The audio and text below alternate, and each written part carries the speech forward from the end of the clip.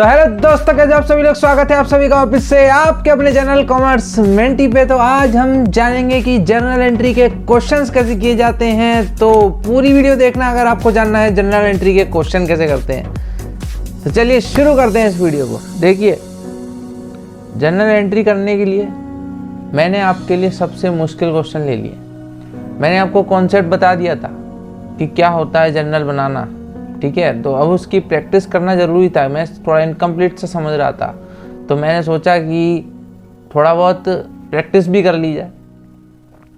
तो मैंने कुछ अच्छे खासे लेवल की एंट्री ली हैं, जो आप कर लेंगे तो मैं समझता हूँ कि आप क्वेश्चंस भी कर ही लेंगे। तो आइए जानते हैं कैसे करते हैं। तो सबसे पहले तो आपको ऐसी लाइनें बनानी है, आपको दिख रही होगी, एक ऐसी, एक ऐसे, एक ऐसे और एक ऐसे। फिर आपको लिखना है in the books of owner, जिसकी किताबें हैं उसका नाम, ठीक है। फिर लिखना है आपको जर्नल, फिर लिखना है आपको डेट। इस कॉलम में आप डेट डालते हैं, इस कॉलम में आप पर्टिकुलर डालते हैं कि क्या एक्चुअल में ट्रांजैक्शन हुआ है, उसको यहाँ डालते हैं। और इसको लेजर फोलियो कहते हैं, यानी पेज नंबर जो होता है उस लेजर का, पर्टिकुलर का। तो इसका काम है नहीं पूरी अकाउंटेंसी में, इसको इग्नोर किया जाता है बेचारे को।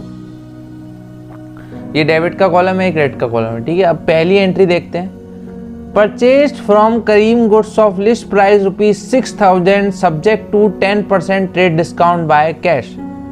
करीम से हमने सामान लिया, करीम से हमने सामान लिया जिसकी लिस्ट प्राइस थी 6,000 रुपये, और डिस्काउंट भी हमने उससे लिया है। परचेज के टाइम डिस्काउंट लिया है, मतलब हमारी इनकम। तो सबसे पहले बढ़ा क्या, परचेज स्टॉक बढ़ा। स्टॉक को हम स्टॉक का नाम यूज़ नहीं करते, परचेज अकाउंट यूज़ करते हैं, ठीक है। परचेज हुआ डेबिट। अब गया क्या, कैश गया भाई, और हमें डिस्काउंट भी मिला, तो डिस्काउंट रिसीव्ड आ जाएगा। डेट थी नहीं इन क्वेश्चनों में, तो मैं नंबर 1 डाल देता हूँ। और यहाँ पे नरेशन लिख देना, being goods purchased for cash and discount received. तो 6,000 के गुड्स थे, ठीक है। 10% ट्रेड डिस्काउंट, तो 600 रुपये का डिस्काउंट, और पेमेंट हुआ कैश का 5,400 का। तो ये हो गई पहली एंट्री। आशा करता हूँ आपको समझ में आई होगी। ये क्रेडिट इसलिए क्योंकि ये इनकम है, ये असेट कम हुई तो उसको हमने क्रेडिट कर दिया, और परचेज तो हमेशा डेबिट होती है। सेकंड नंबर की एंट्री पे आते हैं। Sold goods to Deen Mohammad ₹800 और कैश सेल हुई है 200 की। दीन मोहम्मद को सामान बेचा है 800 रुपये का और कैश में बेचा है 200 रुपये का। तो देखते हैं कैसे होती है इसकी एंट्री। तो मैं यहीं से कर लेता हूँ। तो सबसे पहले दीन मोहम्मद को हमने उधार सामान बेचा, तो हमारा डेटर हो गया, और डेटर असेट है, और असेट कैसे बढ़ती है, डेबिट से। तो दीन मोहम्मद को कर दो डेबिट,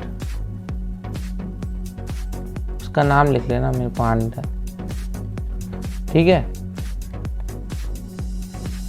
और हमने कैश सेल भी करी है, तो कैश आया होगा, उसको कर दो डेबिट। गया क्या होगा, स्टॉक गया होगा, तो स्टॉक की जगह हम क्या यूज करते हैं, सेल्स अकाउंट। तो एंट्री का वो होगा narration, being goods sold to Deen Mohammad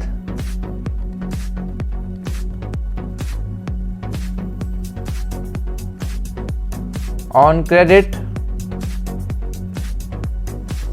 and some goods sold for cash, जो चीज़ हुई है वो सीधी सीधी लिख देनी है। अब दीन मोहम्मद को हमने कितने का सामान बेचा, 800 रुपये का, तो 800 से कर दो दीन मोहम्मद को डेबिट। कैश आया 200 रुपये का और 1000 रुपये की हो गई सेल, ये हो गई एंट्री।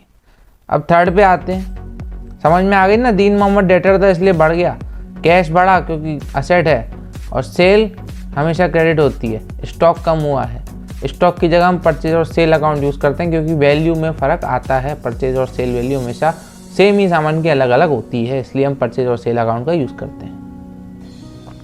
अगला है distributed goods worth 200 as free sample and goods taken away by the proprietor for personal use.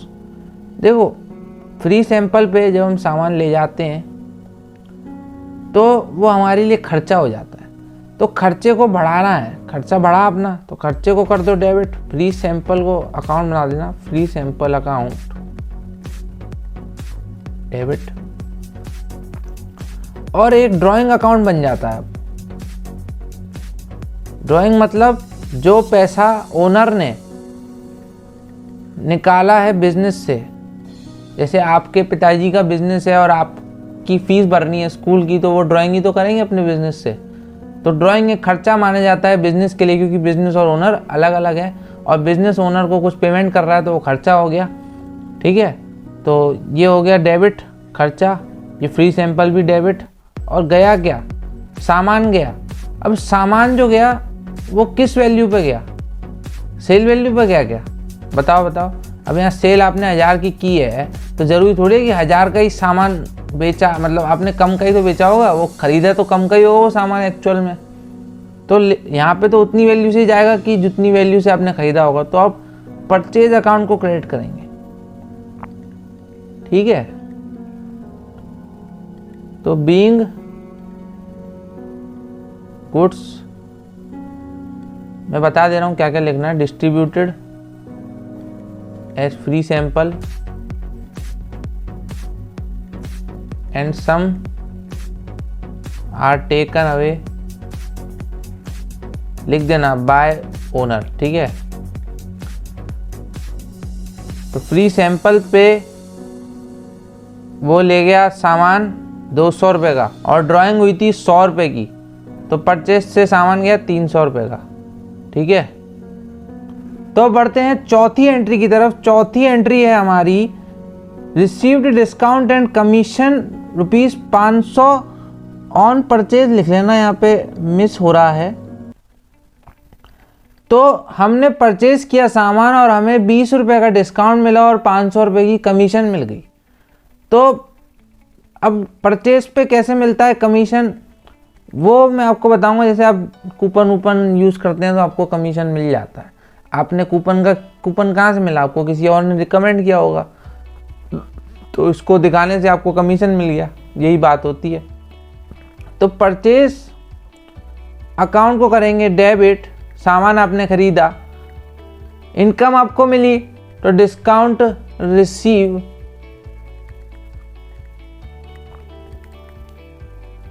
Purchase आपने यहाँ करी थी पूरे 2000 रुपये की। ठीक है, तो परचेज अकाउंट हो गया डेबिट, कमीशन अकाउंट हो गया डेबिट,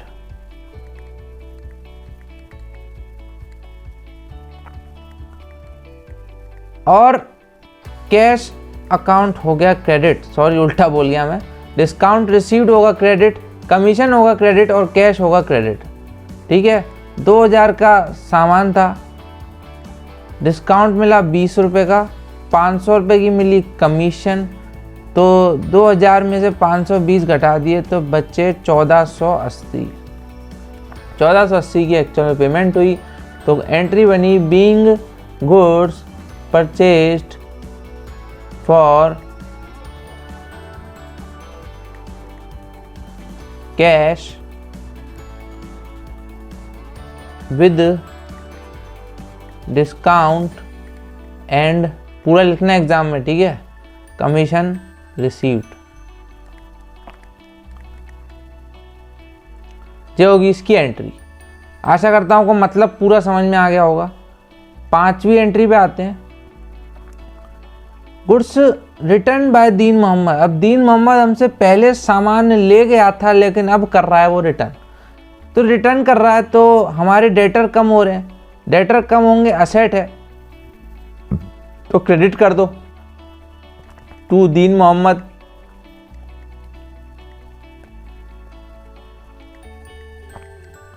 लेकिन यहाँ पे डेबिट क्या करें, डेबिट के लिए अगर सेल वापस आती है तो हम सेल रिटर्न अकाउंट खोल देते हैं।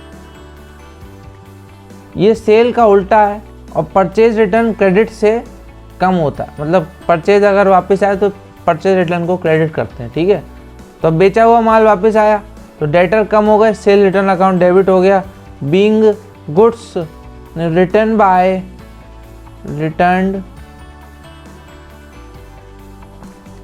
बाय दीन मोहम्मद,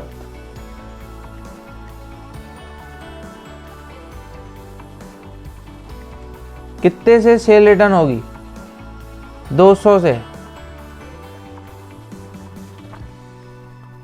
ठीक है। अब आते हैं 6वीं एंट्री पे। 6वीं एंट्री क्या है, बेड डेब्ट्स नहीं, furniture lost by fire of worth ₹500, 500 रुपये का फर्नीचर जल चुका है। तो फर्नीचर जलने से कम क्या हुआ, फर्नीचर कम हो गया तो उसको कर दो क्रेडिट। और हमारा लॉस हुआ तो हम P&L को डेबिट कर देंगे। Being furniture lost by fire. Narration को कभी मत छोड़ना एग्जाम में, बहुत जरूरी होती है। 500। आते हैं 7वीं एंट्री पे, bad debts during the period was 100। Bad debts क्या होते हैं, आपने किसी को सामान बेचा और वो सामान के पैसे आपको अब कभी जिंदगी में वापस नहीं मिलने वाले, तो वही डेटर्स को हम बैड डेट्स के नाम से कहलाते हैं। तो ये नुकसान है तो कर दो इसको डेबिट। कम क्या होता है इससे, डेटर्स कम होते हैं, ऑब्वियस सी बात है, तो डेटर्स को कर दो क्रेडिट। तो बीइंग बैड डेट्स, बीइंग छोड़ो, बैड डेट्स अकर्ड, कितने के भाई, 100 रुपए के सिर्फ। अब ये नुकसान हुआ है तो नुकसान को हमें P&L में डालना पड़ता है, तो एंट्री बनती है P&L account debit to bad debts account.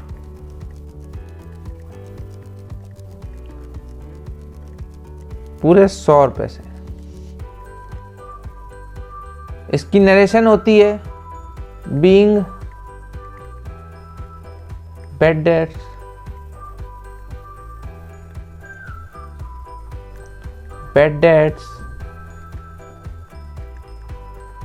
Transferred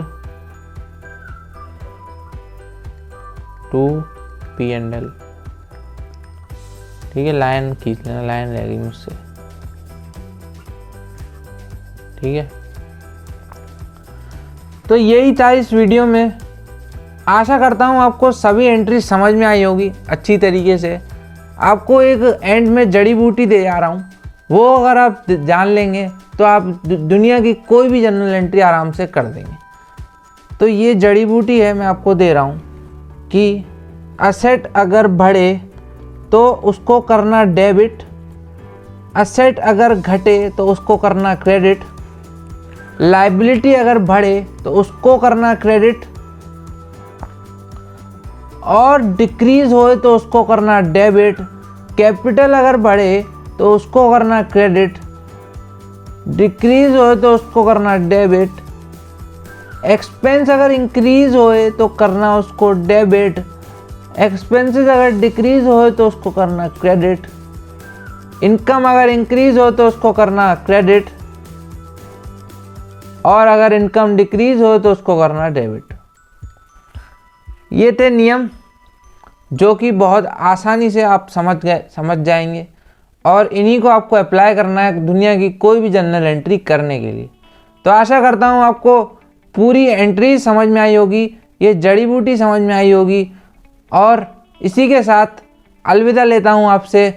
अपने दोस्तों के साथ इस वीडियो को शेयर भी कर देना अगर पसंद आई हो तो, और सब्सक्राइब कर देना मेरे चैनल को कॉमर्स मेंटी को ऐसी ही एजुकेशनल वीडियोस पाने के लिए।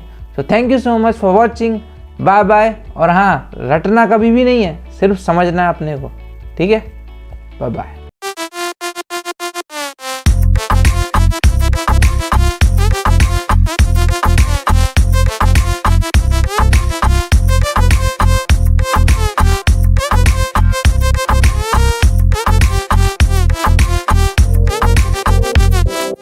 Thank you.